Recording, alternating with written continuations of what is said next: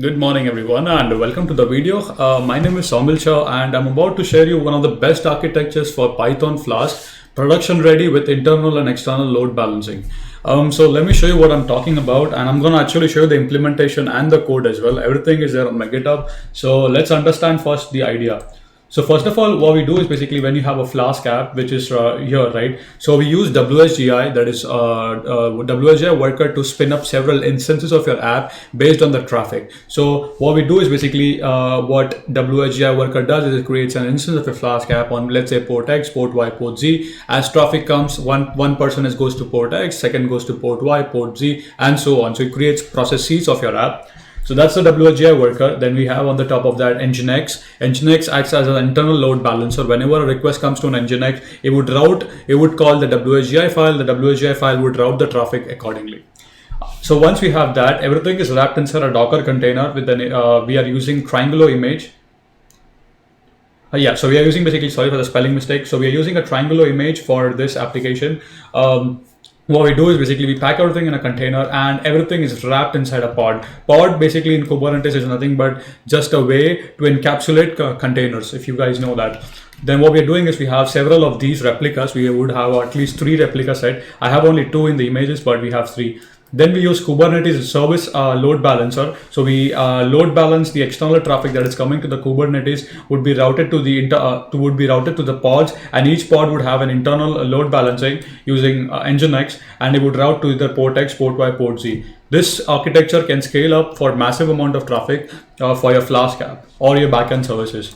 Let me show you the code without talking much. So first of all, I would like to show you the app.py. Very simple, nothing fancy here. App.route hello world from Python.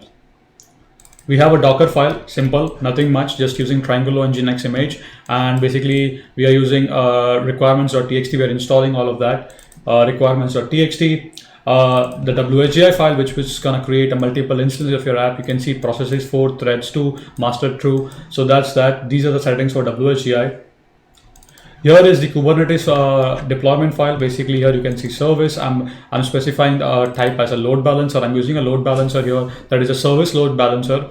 On the top of that, I'm creating 3 replicas of my app. A rolling deployment strategy would be rolling updates. So that's one of the best one what you can do. And then basically I'm just defining my image and the name of the app. So that's done. Once everything is packed up in here, what we do is basically we have a compose file. Compose file is to just test things out locally. Then I wrote a Python shell file in order to run all of these. Basically what I do is basically echo starting building Docker images. I'm building a Docker image first. Once the Docker build image is complete, what I do after that is deploying to Kubernetes. I'm printing a message, actually applying the kubectl apply command. Once that is done, then I print out a message saying that has been deployed, and then the get pods. So with that being said, let's look at a small demo. All I have to do is say Python run shell.py. So here you can see it's creating an image has been created. Now it's been deploying them to the pods. Everything has been deployed, and now we can verify our changes. So all you gotta do is basically you gotta go to the local host here.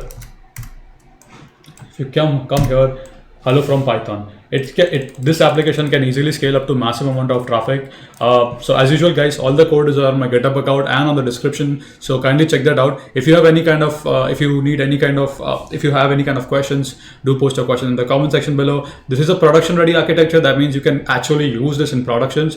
So yeah, if you have any more questions, list your questions, and if you think I did a good job in explaining the concept, I think I deserve a small like on the video. And if you think it would be really great if you could share the video also with the people. As usual guys, keep smiling, keep coding, be happy, stay safe, and see you guys in the next video.